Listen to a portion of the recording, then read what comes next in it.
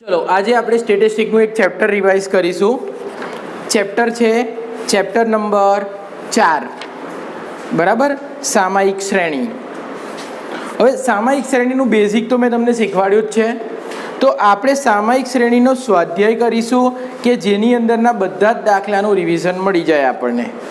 તો તમારા ટેક્સ્ટબુકમાં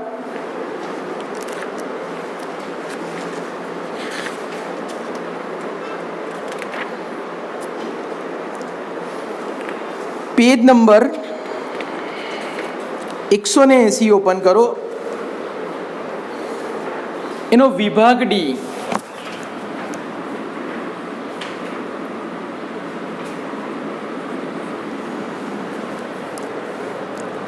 તો વિભાગ ડી ની અંદર જે દાખલા છે આપણે જોઈશું. સૌથી પહેલા ક્વેશ્ચન નંબર 9 છે. નીચેની સામાયિક શ્રેણી એક કારખાનાનું દૈનિક ઉત્પાદન દર્શાવે છે. આલેખની રીતે તેનું વર્ણન કરો. કઈ રીતે વર્ણન કરવાનું છે? આલેખની રીતે. તો દિવસ અને ઉત્પાદન બંને આપ્યા છે. તો જ્યારે આલેખની રીતે વર્ણન કરશો તો અહીંયા આગળ શું રાખશો? એક્સ અક્ષિસ પર દિવસ અને વાય એક્સ પર શું રાખશો? ઉત્પાદન. આ થયા તમારા એક્સ એક્સિસ, આ થયા તમારા વાય એક્સિસ. અહીંયા 0. દિવસ હતા 1 થી 10. તો 1, 2, 3 એવી રીતે તમારે ક્યાં સુધી લખવાનું છે? 10. દરેક વખતે સરખું અંતર રાખવાનું. અને દૈનિક ઉત્પાદન છે તો ઉત્પાદન દૈનિક જોશો ને તો ઓછામાં ઓછું 21 છે અને વધારેમાં વધારે 26 છે. તો આપણે ગણતરી રાખીએ તો આપણે અહીંયા ઝિગઝેગ રેખા બનાવીશું. એટલે એનો અર્થ અહીંયા આગળથી ચાલુ કરીશું આપણે. ક્યાંથી?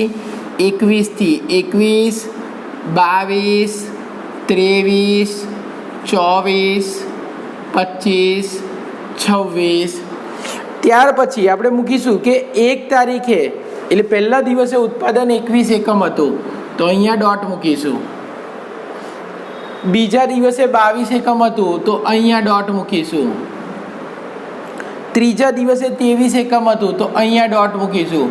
તો આ રીતે ડોટ મૂકીને એક બધા જ ડોટની વચ્ચેથી પસાર થતી એવી એક રેખા દોરીશું. એ થઈ તમારી વલણ રેખા. તો આ રીતે આ દાખલો થશે. Question number 10. એક સામાયિક શ્રેણીના ચલ y માટે નીચેની માહિતી પરથી સુરેખ સમીકરણનું અન્વયોજન કરો. ચલો n બરાબર કેટલા હતા? 4. n બરાબર 4. હવે સામાયિક શ્રેણીમાં કેવા હોય? તો n એટલે સમય, ટોટલ ટાઈમ. તો ટાઈમ હતો 4 તો આપણે એને 1, 2, 3, 4 કહીએ. તો આપણે લખીએ તો ટાઈમ બરાબર 1, 2, 3 અને 4. તો આનો સરવાળો 4 ને 3 7 ને 2 9 ને 1 10. તો 10 તમારો શું થશે? Sigma T. n 1, 2, 3, 4 હોય તો આપણે એનો સરવાળો સિગ્મા ટી કેટલો આવ્યો? 10 આવ્યો. સિગ્મા વાય છે તમારી પાસે.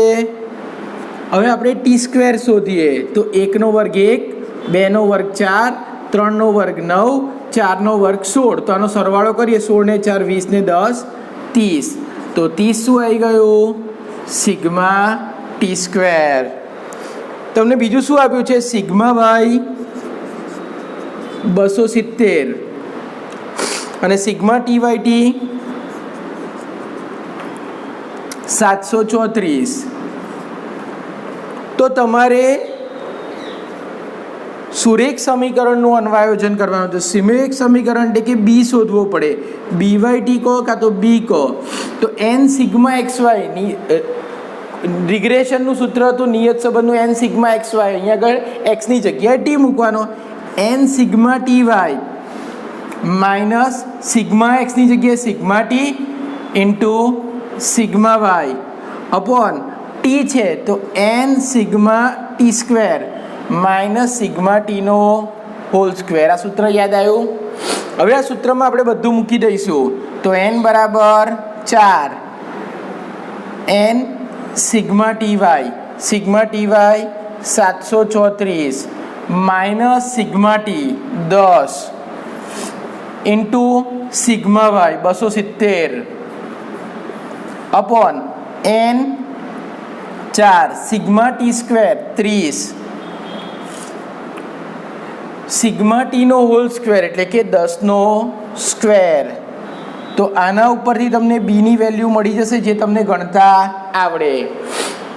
b ની વેલ્યુ મળી જાય ત્યાર પછી તમારે a શોધવાનો છે। તો a બરાબર y ની x પરની રેખા નિયત સંબંધ રેખામાં શું હતું y bar minus byx into x બાર। તો અહીંયા થશે y બાર માઇનસ byx એટલે byt ઇન્ટુ t બાર। તો y બાર કેટલા હતા? તો y બાર મળશે સિગ્મા y અપોન n। અહીંયા y બાર શોધી કાઢીએ આપણે। y બાર બરાબર સિગ્મા y અપોન n। તો સિગ્મા y 270 ભાગ્યા 4 તો કેટલા આવશે y બાર બરાબર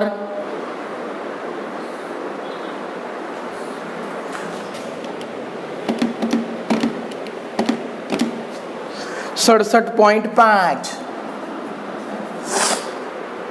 તો y બાર મૂક્યા 67.5 ઓછા b કેટલા શોધ્યા હશે આપણે તે મૂકીશું અને t બાર કેટલા હતા? તો t બાર આપણે શોધીએ તો t બાર બરાબર sigma t upon n। Sigma t કેટલા હતા 10 ભાગ્યા 4 બરાબર 2.5। તો b ગુણ્યા 2.5 એટલે a મળી જશે તમને।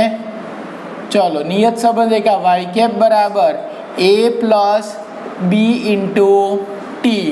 એની અંદર આપણે a ની અને b ની કિંમત મૂકશો એટલે y કેપ બરાબર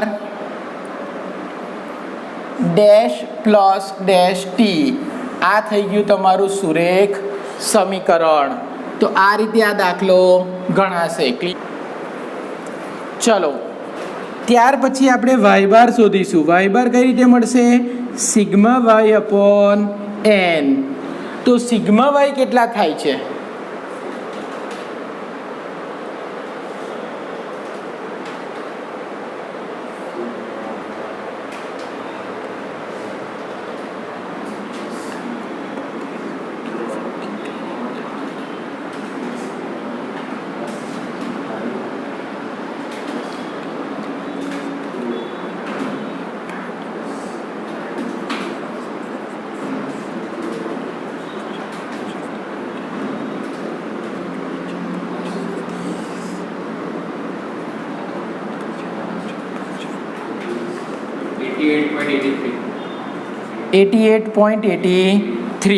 તો આપણને ટી બાર અને વાય બાર મળી ગયા। હવે બી શોધવાનું સૂત્ર છે બી બરાબર n sigma T y minus sigma t into sigma y upon n sigma t square minus sigma ટીનો હોલ સ્ક્વેર। તો આને માટે તમારે શું શોધવું પડશે?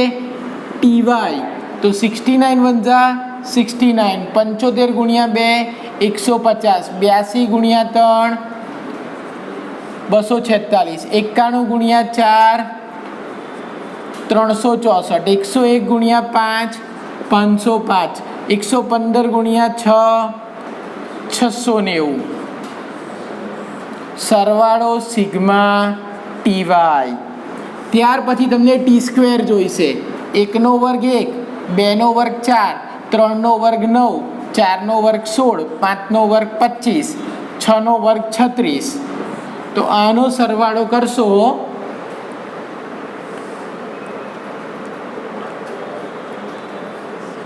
$91। હવે દરેક વસ્તુ તમે સૂત્રમાં મૂકશો n બરાબર 6 સિગ્મા ટી વાય કેટલા થાય છે?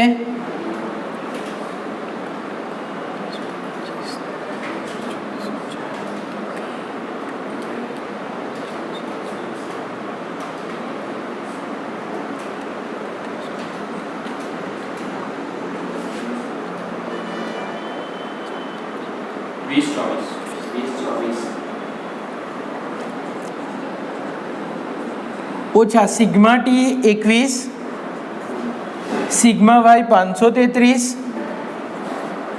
Upon n 6 sigma t square 91 minus sigma ટીનો હોલ સ્ક્વેર 21નો વર્ગ. તો અહીંયા વલણ રેખા રાખવાની છે એટલા માટે હું અહીંયા બાજુમાં જગ્યા રાખીશ. 2024 ગુણ્યા 6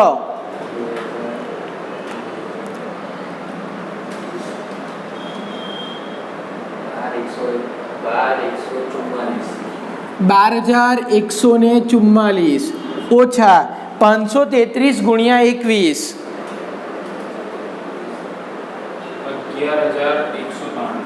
11,193 અપોન 91 ગુણ્યા 6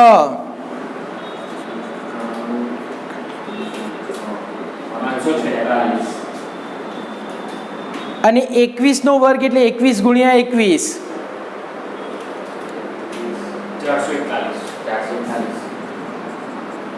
12,144 ઓછા 11,193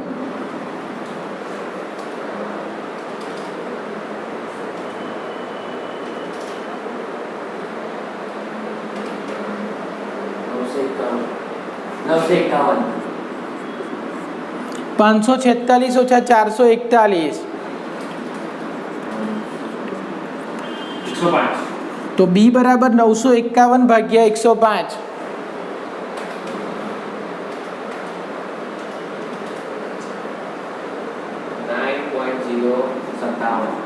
9.057 એટલે 06 લઈ લઈશું.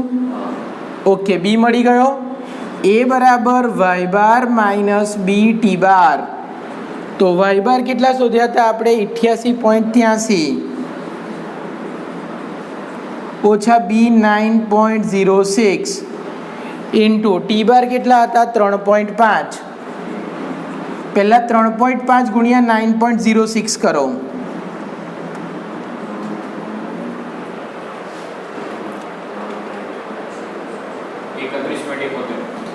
31.71 88.83 ઓછા 31.71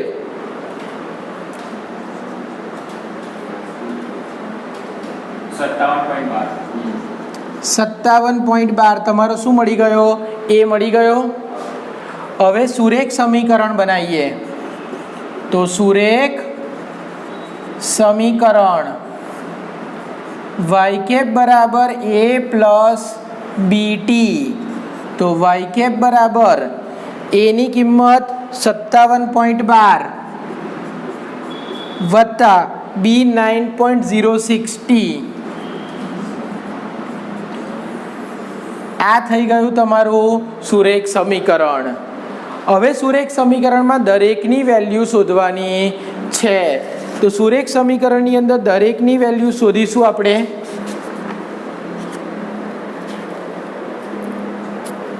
દાખલા નંબર 3. તો અહીંયા આગળ સમીકરણ લખીશું. વાય કેપ બરાબર 57.12 પ્લસ 9.06 ટી. હવે અહીંયા આગળ ટીની કિંમત મૂકીશું. 57.12 પ્લસ 9.06 ટી બરાબર કેટલા હતા? 1. તો 57.12 પ્લસ 9.06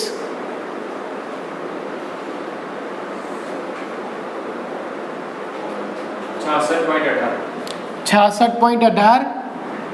હવે તમારે વારે વારે ગણવાની જરૂર નથી. હવે ખાલી ઇઝ ઇક્વલ ટુ જ દબાયા કરો, કારણ કે દરેકમાં અહીંયા ગુણ્યા 2 થશે એટલે 9.06 જ ઉમેરાયા કરશે. તો 66.18 પછી ઇઝ ઇક્વલ ટુ દબાવો પ્લસ 9.06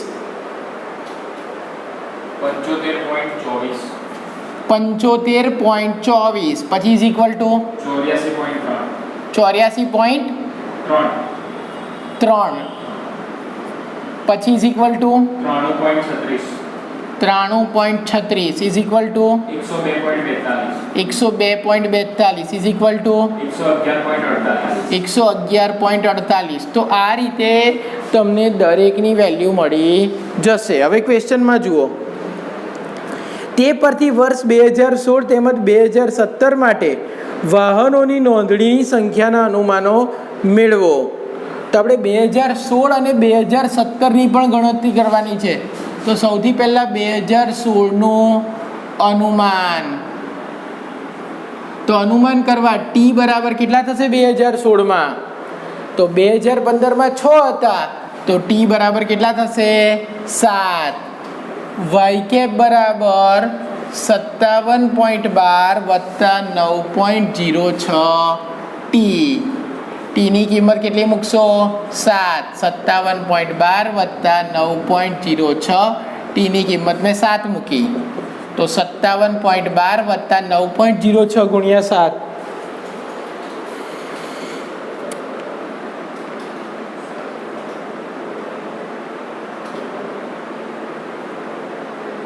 પહેલા ગુણાકાર થાય 9.06 ગુણ્યા 7 કરવાના. ભાગાકાર ગુણાકાર સરવાળો ને બાદબાકી એ નિયમ છે. કેટલા? 9.06 ગુણ્યા 7 63.42 વત્તા 57.12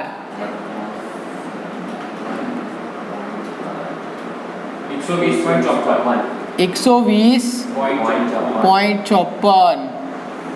તો તેથી 2016માં 120.54